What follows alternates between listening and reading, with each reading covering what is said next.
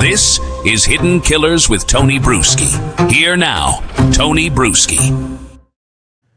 There's a kind of silence that doesn't happen overnight. It creeps in slowly. The way snow covers the roof of a house. It muffles sound. It softens edges. It hides everything underneath until the world forgets what it used to look like. For the family of Brian Kohberger, that silence started the day the lights of law enforcement painted their front yard blue and red. Before that night, they were just another Pennsylvania family. A dad who worked maintenance for the school district, a mom who cared deeply about education and wrote letters to the local paper about moral issues, two older sisters with lives of their own, and their youngest, Brian, the quiet, analytical one who always seemed a little different, but still belonged. The one his mother called bright, gifted, and maybe even brilliant, allegedly. When you look at what's on record, it's an almost painfully normal story. Marianne and Michael Kohberger raised their kids in the Poconos. A modest home, school jobs, neighbors who barely remember anything remarkable about them. Brian's mom wrote letters condemning the death penalty, letters about compassion, about protecting children from violence.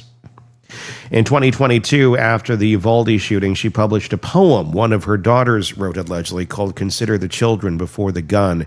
It is haunting to read now. Because that same year, one of those children, her youngest, would be accused of committing one of the most brutal murders the country had seen in decades. Brian's early life is documented mostly through classmates and neighbors. He was an overweight kid in high school, bullied, withdrawn.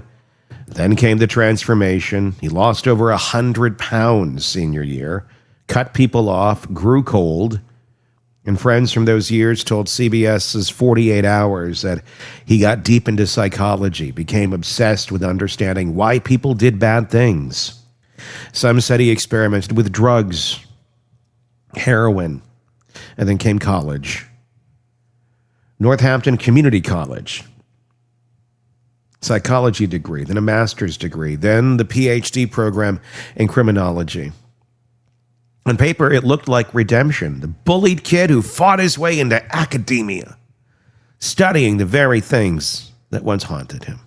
But for the people who loved him, his family, there were likely quiet red flags that never made headlines. Not because they were obvious, but because they were subtle, like static under a radio signal. The kind of oddness you learn to explain away.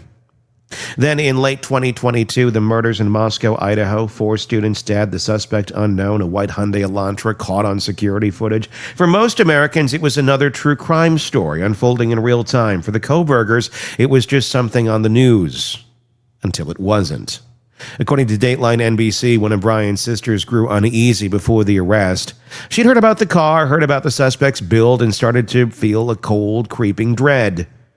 She looked at her brother, looked at his car, and somewhere deep inside, a part of her must have known. Please, God, no. The family reportedly checked Brian's Elantra. They didn't find anything then, but weeks later, police and FBI agents were swarming their house. I mean, imagine that for a second. In the middle of winter in Pennsylvania, the air sharp enough to sting your lungs, you wake to pounding on the door, and within minutes your entire family is surrounded, flashlights, helicopters, neighbors staring from behind curtains, and your youngest brother handcuffed in the driveway. That's the day the name Kohberger changed forever. In the days that followed, the headlines did what headlines do. They consumed every available space. Photos of the family home, Marianne's old letters, yearbook shots, childhood photos. The family became a story, a subject. Strangers online dissected every trace of their lives, every facial expression, every silence they could find. The Kohbergers released a statement. The effective, we have fully cooperated with law enforcement. We care deeply for the 4 families who have lost their precious children. It's the language of people who understand they've entered a machine they can't control. You cooperate, you speak carefully, you say the right words, and you still lose everything.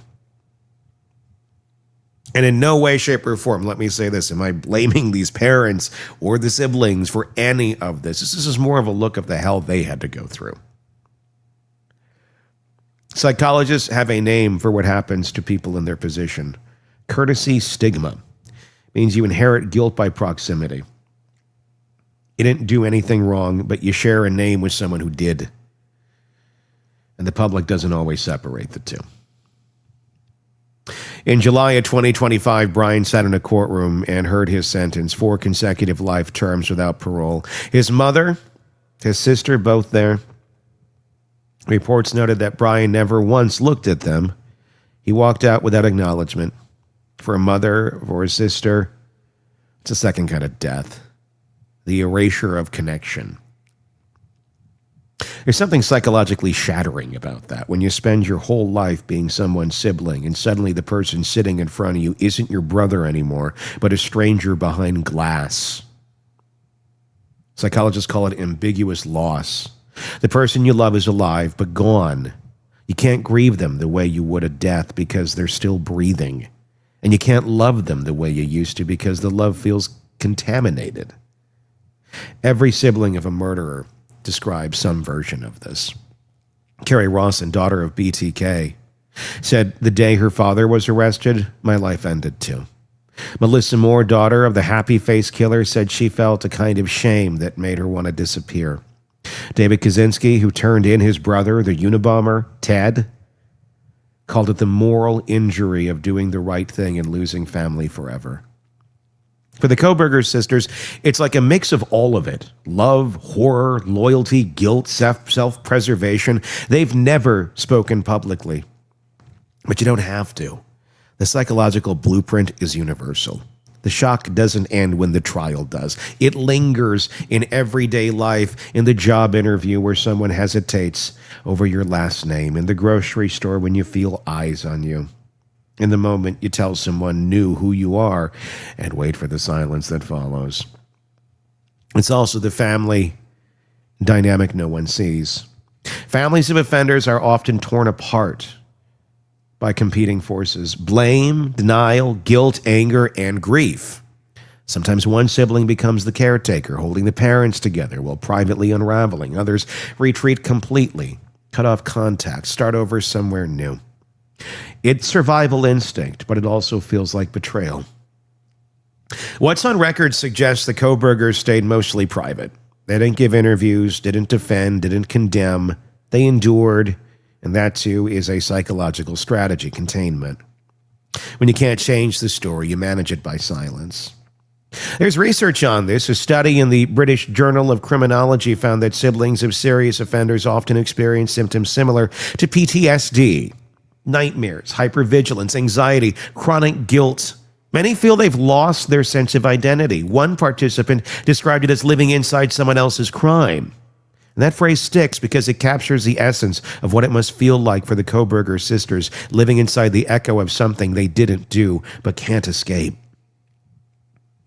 If you look closer, you see hints of their humanity, even in the public fragments.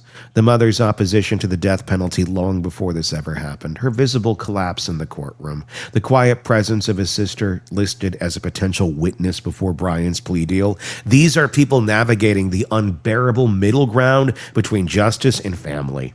And when it's over, when the cameras move on, there's still the debris. Bills, neighbors who cross the street, old friends who don't call back, a mother whose every word is described online, a brother whose name is a curse, and 2 sisters who have to decide whether they keep living under that name or let it die. Other siblings of notorious killers have chosen different paths. David Dahmer, brother of Jeffrey Dahmer, legally changed his name and disappeared completely. Carrie Rawson wrote a book reclaiming her story, and there's a new documentary up, by the way, on Netflix that is worth watching from her perspective. Melissa Moore turned to advocacy, helping others live beyond their family's crimes. There is no single right answer, only the path that hurts least. For the Kohbergers, maybe that path is silence. Maybe it's therapy. Maybe it's starting over. Maybe it's just trying to wake up one morning without flinching when you see your own last name. Psychologists talk about post-traumatic growth, the idea that people can find strength through suffering. It doesn't mean the pain disappears. It means you learn to carry it differently. Maybe that's what's next for the sisters. carrying it differently. Because the hardest part of growing up with someone like Brian isn't reconciling what he did, it's reconciling who you are now that he's done it. You can forgive or not. You can love him or not, but you can always be the person who shared his childhood, the house, the holidays, the history. And that's what makes this story quietly devastating. Not the crime itself, but the emotional fallout. The way one person's pathology can steal an entire family's identity. Growing up Kohberger would mean waking up every day in a world where your family name carries weight. You never asked for it. It would mean loving someone you never quite look at again. It would mean trying to build a life knowing that the rest of the world has already decided what your last name means. There's no fixing that. There's only surviving it. And survival for families like this isn't dramatic or heroic. It's mundane. It's a sister going to work and not crying in the car. It's a mother finding a therapist who doesn't ask for headlines. It's learning to speak your own name again without whispering. That's a quiet epilogue to every infamous crime. The story the cameras never follow. The story that doesn't sell but still matters. The story of the ones left behind, trying to live a normal life in the ruins of someone else's choices. Because the truth is, you can't choose your family. You can only choose what you become after them. And for the Kohbergers, that's the rest of their life. The long, invisible sentence that began the day their brothers ended. Give me your thoughts in the comments section on YouTube. If you're not already there, check us out. Just search Hidden Killers with Tony Brueski, and you'll find it. Love to get your feedback. Until next time, I'm Tony Brueski. We'll talk again real.